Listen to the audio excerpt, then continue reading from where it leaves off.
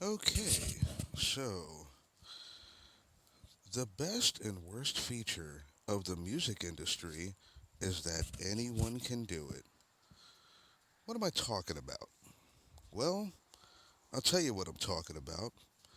What I'm talking about is the fact that technology has advanced to this point enough to where the devices and instruments you need to record personally in your own space, not in a professional studio, not with the old paradigm, is affordable.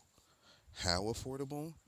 Honestly, if you go online and look at the schematics, you're probably spending less than $500 to create a home studio that meets the industry standards. It has never been so affordable and accessible to be a professional musician. As a matter of fact, if you ever look at a lot of behind the scenes footage and videos of musicians doing their job, you'll see that their setup is no more elaborate than what the average person can come up with on their own. Usually there's a laptop, usually there are other electronic devices to facilitate recording. There may be a couple of music instruments around, but for the most part, that's what you're getting. Nothing elaborate. Nothing that resembles anything that you might have seen in an old video from the 60s, noting some famous band recording in an elaborate setup. It's not like that anymore, and honestly, that's a good thing.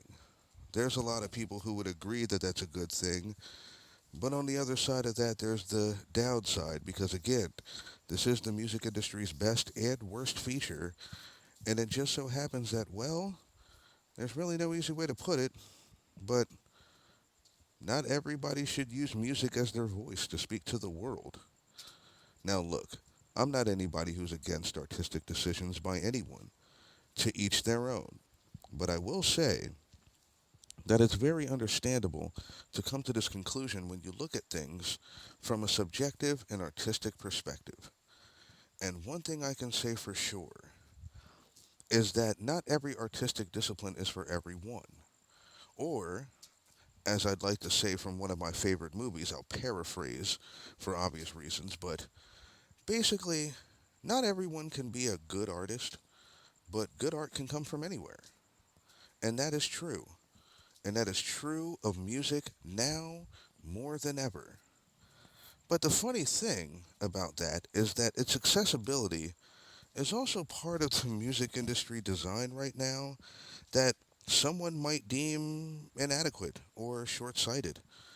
I mean, honestly, if you look at the history of the music industry in general, you can trace a lot of the ills they're suffering through now to the late 90s. I mean, nobody ever wonders anymore why physical media is no longer the standard for music distribution. And nobody questions why touring is a nightmare with the advent of Ticketmaster creating a virtual monopoly, or Spotify taking over the physical media racket by basically making it into streaming. So not only do you not own your music that you love listening to, but it's a part of a library that you have to pay for access. And honestly, this illustrates all of the ills that the music industry has been dealing with for quite some time. And that, coupled with the accessibility to the industry itself, has made it so that music is no longer the one thing that it always was: lucrative. Now, in a good way, that means that only the people who love to do it are actually going to do it. And on another hand, it means that some people who have no business doing it are going to have access to it as well. But honestly, when it comes to the music industry at large, and when it comes to this concept of accessibility for the consumer and for the artist, there is an artist I've seen recently that has really captured my attention over the past 4 years.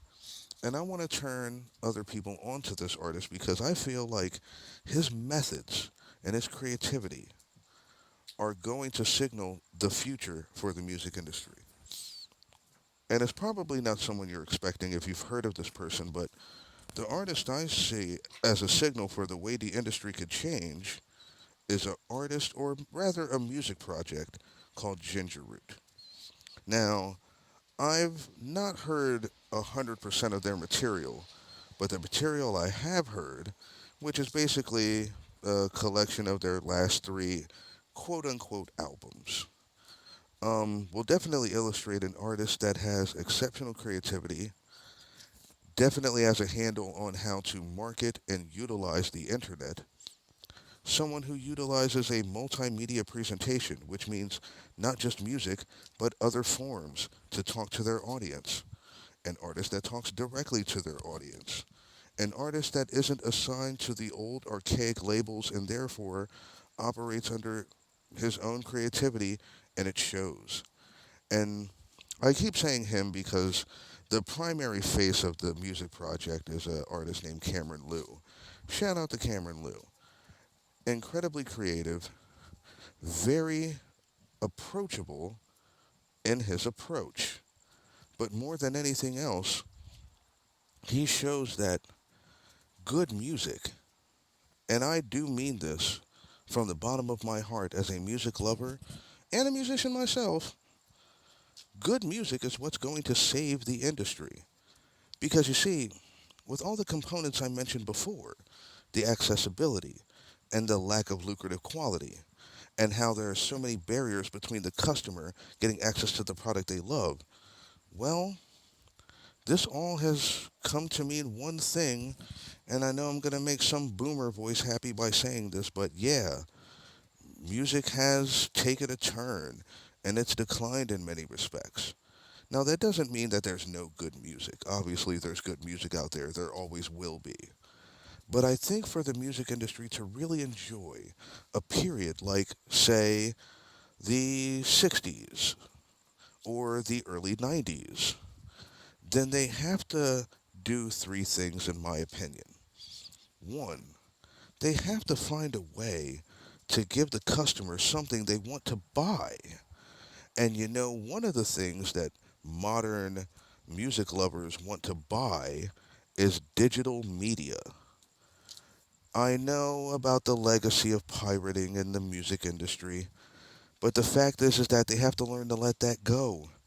And in fact, piracy has been a part of the music industry, unfortunately, since cassettes were the standard. So that's the first thing. Find a way to let people own their music media. Two, the barrier for entry has to be shifted somehow. Music was lucrative when people could invest in artists that could create something that could be considered lucrative.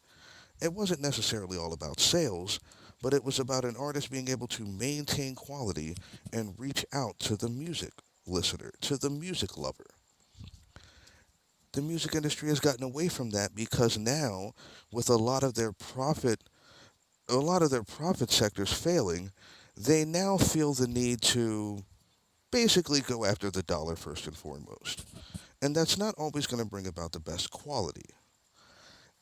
So they need to get back to quality music. And they need to give people ownership of the music. And the third thing they need to do, and I really do mean this from the bottom of my heart, they have to make live touring an event and a spectacle that not only people can afford, but people can embrace. This may seem foreign to modern music lovers, especially those born after the year 2000, but there was a time when live music was the spectacle that needed to be matched by the artist. It wasn't about the album. It wasn't about the artist necessarily having a concept behind their work, but it was about the spirit of the live performance. Well, that has been diminished. And I feel like that's also diminished the quality of the artists who want to perform. Because a lot of these artists honed their craft on the road. And that old way made artists really appreciate the craft in such a way that they put 100% of themselves into it. And I feel like all of these things are within reach of the music industry to grab and reestablish as a standard. And I'm sure there's somebody out there thinking of a good way to do it. And all I can say to that person, all I know about the music industry, is that I think it's getting to that time where we should do it now.